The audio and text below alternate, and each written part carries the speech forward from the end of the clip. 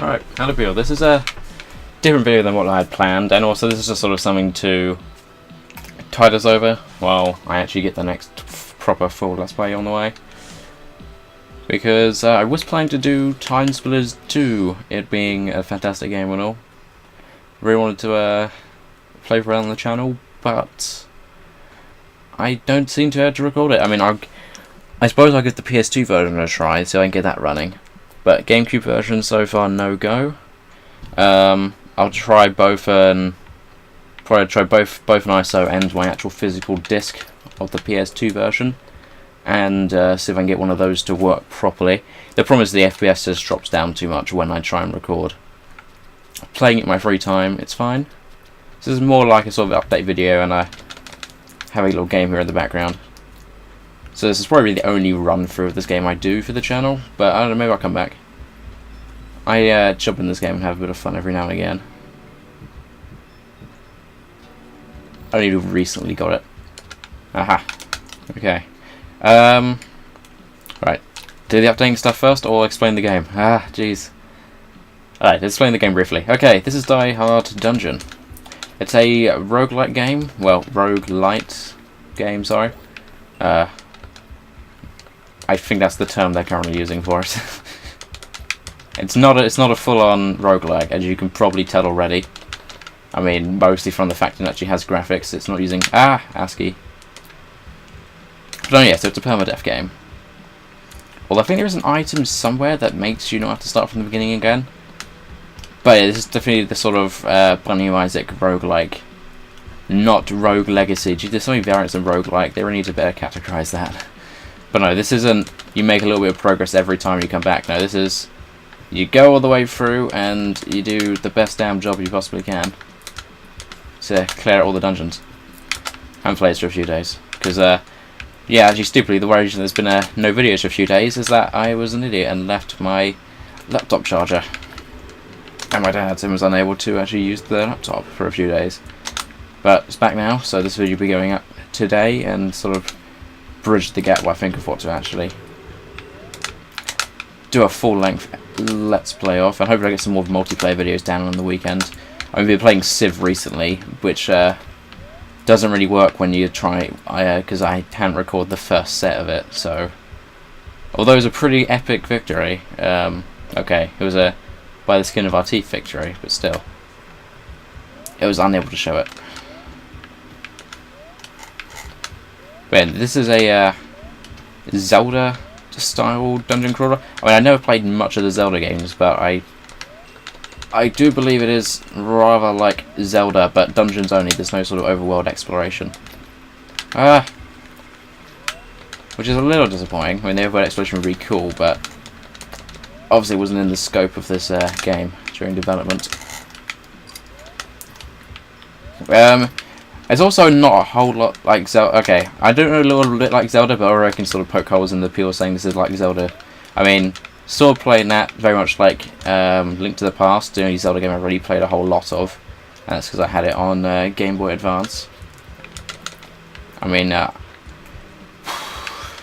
grew up with like the PS2, so no Zelda games really on it, so never really a fan of Zelda. I like RPGs, so maybe I should go back and play some of the N64 ones, but I have other things to do at the moment. And by other things, I just mean other games to play, nothing actually serious to do. Well, that's going to stop me. Although I have played bits of like Ocarina, oh jeez, Ocarina of Time. That's it. Jeez, always doing myself for a moment there. And actually, no, I don't think I played much of it, but I watched my brother play a lot of Wind Waker. A lot of early games you'll find me saying that. I remember watching other people play it, not so much myself. I mean, generally I come back and revisit those games, such as the Dynasty Warriors franchise, and Time Splitters 2 as well. I started watching that rather than playing it. But anyway, back to the thingamajig. Okay, why it's not really like Zelda is that in Zelda you get a massive inventory of tools to use in different situations. This, not so much. You have your sword and you have your gun thing, which only it does one thing, although it does vary depending on the power-ups you pick up. And occasionally you get a special ability, like at the moment I got a voodoo thing, which I don't know if it popped up and told you what it did. It probably did. I'd probably just skip right past it because I know. It basically lets me sacrifice 1 heart to instant kill everything on the screen. Oh, and also half kill, half the health of the boss. So I might actually use it when I get up to the first boss to see if I can get some more hearts before then. There's usually quite a few in the boss rooms.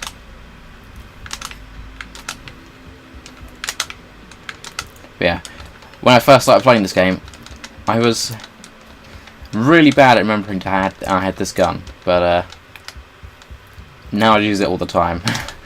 Because fighting with a sword is not that great in this game, because it's just a bit sort of like button mashy, I suppose.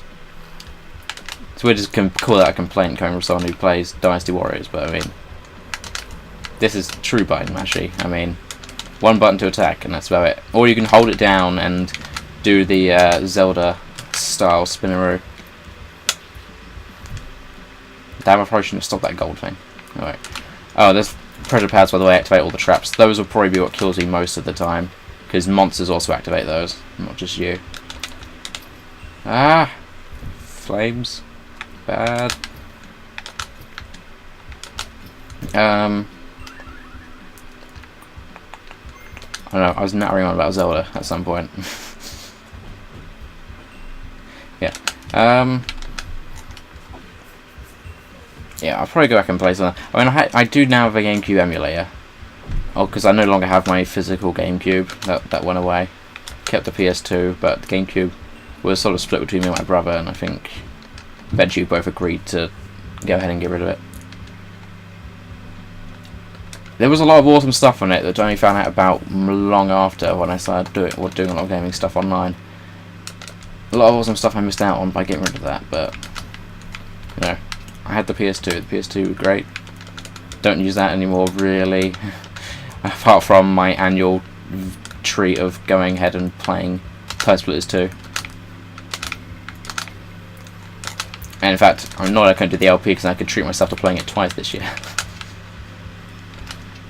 And Time Splitters 3 as well. It's pretty fun, so sometimes I can play that. Fortunately, no multiplayer community for that game anymore, and haven't got a friend ready to play couch co-op with it anymore, which is basically, I used to do that every single day almost. It was great fun. Even used to make my own maps, but never played it online, not once, which really missed out on something there.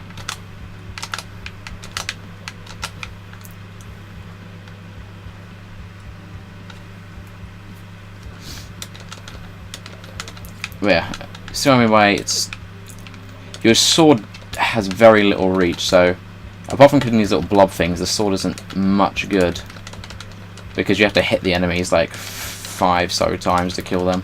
So you just have to stand there and turn around. Okay, apparently you can't turn around while swinging. That's a possible life-saving advice. A tip I need to remember. That thing shot at me. I was not expecting to do that. Okay, I guess because it's really quick, I'll just do a second run. Probably do a bit better that time. I would say one problem with this game is that when you just do a first run, you skip the tutorial, you just go straight to the dungeon. Every other time you come back, there's this chest open, which can get you a load of items if you do a bit better than I do. I don't really like the chest mechanism of this game. I hate the idea of just getting a chest and either getting no rolls or possibly getting free like slot machine style mini games and failing all of them. It's just because you don't even tell it when to stop. It just stops automatically. I'm not quite sure what those skulls indicate either, but let's head back underground. I've played it a little bit more, so I know this section a little bit better. I think I made it as far as dungeon 3 in this game.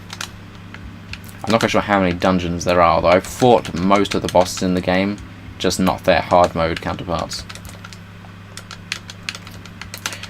Yeah. This game has a variety of different status effects. You've probably only really seen the green slime thing so far, which is basically a slowdown, and it also seems to indicate to the rest of the slimes to go ahead and gank you.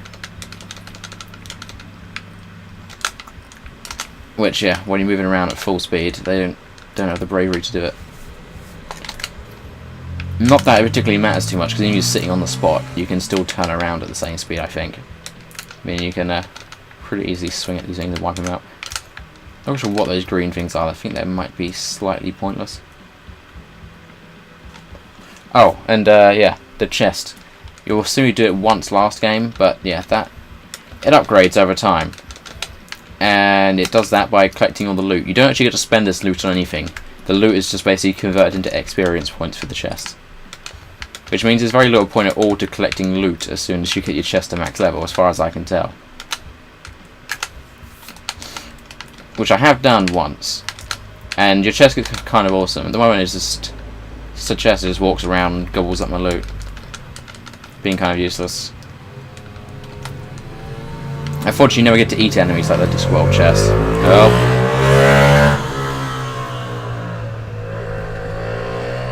I attempted to, but I don't think my hand shielded the camera from that noise too well. I have to find out when I look back at the videos. I don't know, I'll keep messing around with time splitters too, see if I can get a full let's play bit going, but as it's unreliable, I need to find something else to do. I mean, send in suggestions if you guys want, though at the moment the viewership is quite low, so I probably won't get many suggestions until this video gets rewatched later on after I get a bigger viewer base, so I'll probably think of something within a day or two, and we'll just get stuck in. Oh, that's another stats effect. That's fear. It makes you run in the opposite direction. Can make you run into traps. If it does, it is incredibly annoying, as you can probably imagine. Oh! And these are traps that are actually not the most annoying ones. You saw the most annoying ones earlier that killed me. Ones that shoot and spin around. But no. Oh! Freaking delayed arrows. Should have gone into the blob that set you off. There we go, like that. They have a really irregular path as well. They just sort of glide around and go around in circles. You can hit them to make them speed up and shoot off in one direction. They can definitely be useful for dealing with enemies, but so is your weapons, so they're really not much of an upside to them. Should have expected that to turn around on me, just would.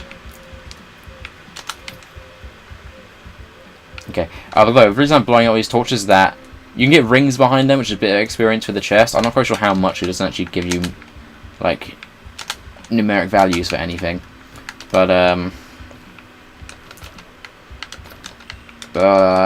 stuff about... Oh, yeah. Plus, sometimes they give you hearts. I think it's mostly the blue ones that end up doing that, though. And on top of that, you can also sometimes find secret doors behind them. I'm not very good at spotting that, because I only found out about them after my, like, 8th run through this game, so it tells you how bad I am at spotting them. I've not found another one since. I'm not quite sure if they're really rare, or whether I just don't spot them very easily. But no, yeah, it basically just looks like a crack behind the torches. I think I might have seen one on the last map, but then I sort of forgot about it and walked to the next room and died. Or going through on the last run through. Ah, these things. They can't actually hurt you, they just cast... Okay, they can hurt you. They cast status effects, and they can hurt you because they make you run into traps, but apart from that, they're pretty harmless, they're just annoying. Come on. Secrets.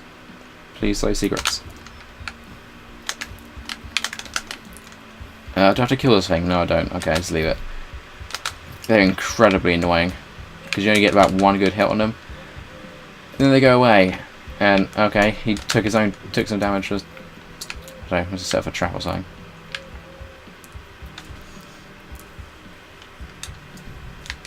Either way, he lost protective shell. This guy... I'm not really sure if he shows up in the dungeon or not. I think he's basically just standard mini-boss every level. You're going to find this guy. Just kite him about, shoot cannonballs. Cannonballs do damage on both impact and a little explosion afterwards. You'll probably be relying on impact damage though. And unfortunately, you can't shoot them incredibly fast. I mean, if you don't hit something with them, you sort of have to wait for it to blow up before you can shoot another. Yeah, it looks like that. Well, there are upgrades you can fix that with, but it's a roguelike, so you can't really pick and choose how you can upgrade your character. Well, I know some roguelikes you can. Roguelites, even. Rogue somethings sometimes allow you to do that, but this one doesn't. You're just stuck with whatever power-ups you pick up, or in my case, no power-ups. I've not found any. Everyone going towards the first boss, and I've still not found a single one. Nope, we're not quite there yet. The bosses are also randomised as to when you'll get them. As I found out when I had to fight the same boss twice on one run through, and it killed me in the third world. I was so annoyed at the end of the third world. It's probably the hardest of the bosses. I'll point him out if he shows up. Basically, he's a guy with a giant head. That's all you need to know about him. That is incredibly annoying. Game? Okay, phew. Just sort of froze around. Maybe that was the video swapping videos recorder. Blah. I don't know. I'm still using Bandicam at the moment. I could probably have tested out Shadowplay, but I really should do some more testing with that before I just go ahead and decide to use it as a permanent recorder. Especially because I have heard people having problems with it. It is still technically in beta. It works fine for streaming, as far as I can tell. At least every time I've used it so far. No, actually, it has crashed once, and for no explained reason, not worked for about an hour. Apart from that, so far it's been pretty flawless for streaming. So I have now got my stream page linked to my YouTube account, but if not, it's just the same name on Twitch. So possibly catch you doing stuff on there. So far I've only been doing Dark Souls on there, but I mean possibly I'll start doing other videos. If I do, I'll probably try and be good about it and just upload it. I'll probably get rid of the VOD and just upload it to YouTube. But before I really want to start doing that, I want to get some software or just work out some way of recording that allows me to be able to see chat and, well, I can do that just plugging in our monitoring, but what I want to do is what is it? Alright, I want to be able to, hang on. Good thing those things can't hurt me because it gives you a little flashy time.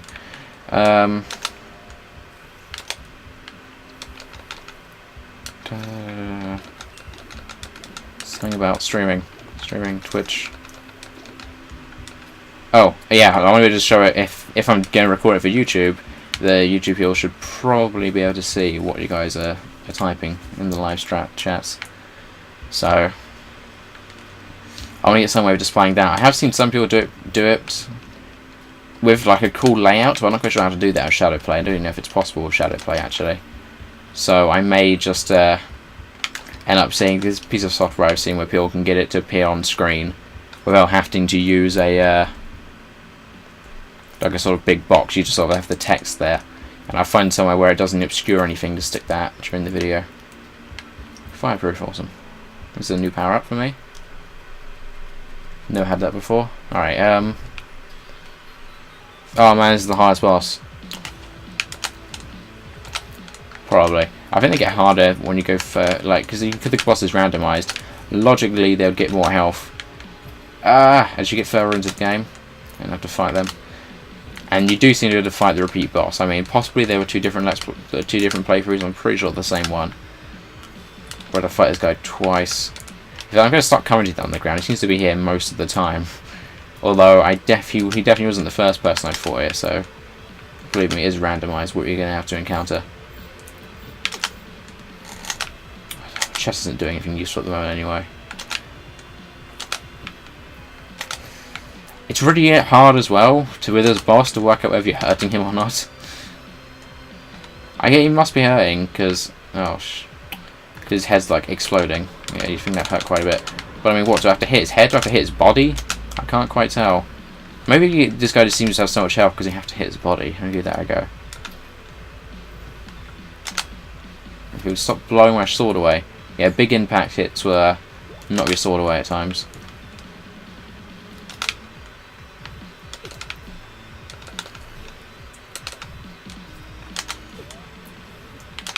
Jeez. Yeah.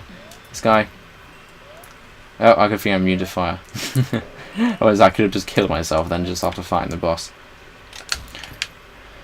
Alright, we'll get some rewards for defeating the bosses. I wish I got a little bit more health than that, though. Perhaps a chest, maybe? I would just kind of like to have a bit more firepower. Chambers or ruins? You decide. No, I'm just going chambers.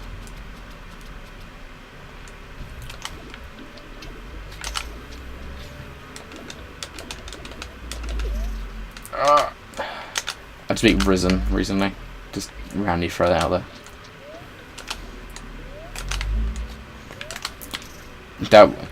I was tempted to, because I powered through that game in like a few days to record it, but although the problem is when I play through a game I keep thinking of the funny comments I could make that would work quite nicely,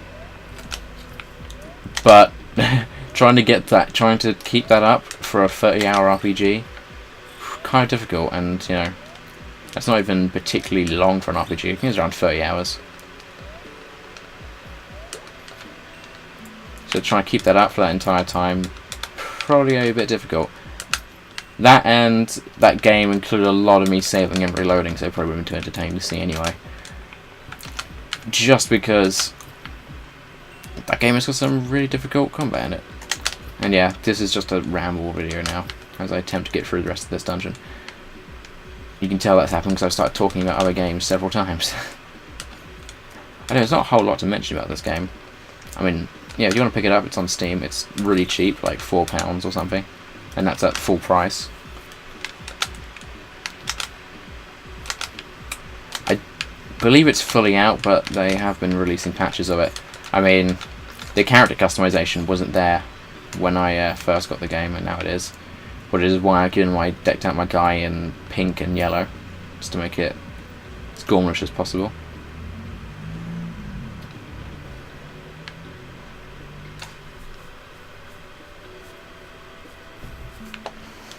But you know,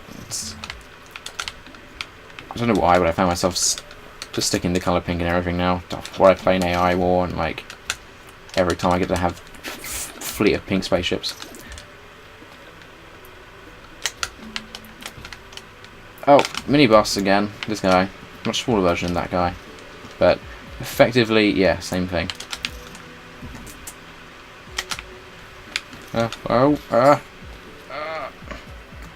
Okay, now I've seen that slowing power actually matter. Okay, now he killed himself with, well, it might not be his own trap, but a trap in his room.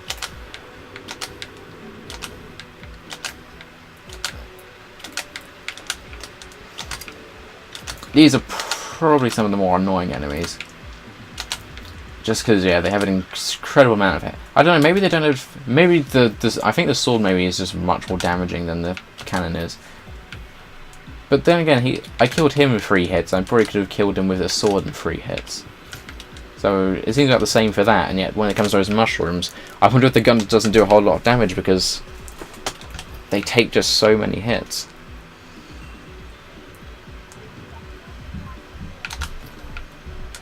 Might as well smash up the rest of the furniture. I don't know if you can get, I think you can get money as the unmarked boxes. The skull ones usually have something dangerous in them, but it's usually offset by the stuff you get inside, and sometimes you even need to find the things in the dangerous crate. So pretty much, if you can't progress yet, just smash everything in the room to find out what you need to do. You'll succeed somehow by doing that. Oh dear.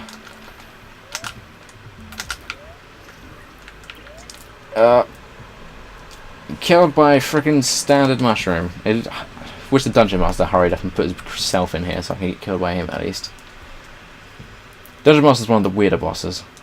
Okay, back to the main menu. Anyway, that was Diehard Dungeon.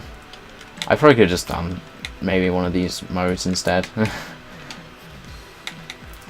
Just rather than ramble through the main game. Alright, let's have a quick look at my stats. You have ranks in this game.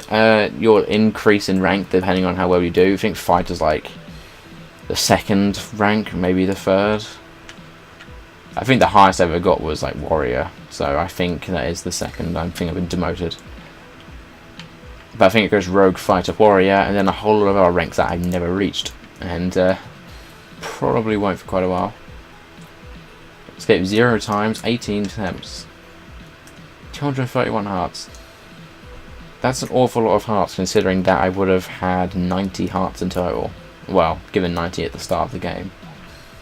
For all my run-throughs. See, I don't know how to defeat the Dungeon Master. You kill his, like, little spirit buddy he summons in, but that doesn't count as actually beating him. Maybe he's, like, the final boss? Oh, okay, this is just scoreboard. Me, where am I? I know I've got to be on the Diehard list. Where am I? Load me up. Where am I on the list? Me. I guess you need to... I guess you need to do something else to get your score on there? Okay. Anyway. That has been Diehard Dungeon and an update video of sorts. I will have a proper Let's Play out in 2 days, possibly. Maybe even tomorrow.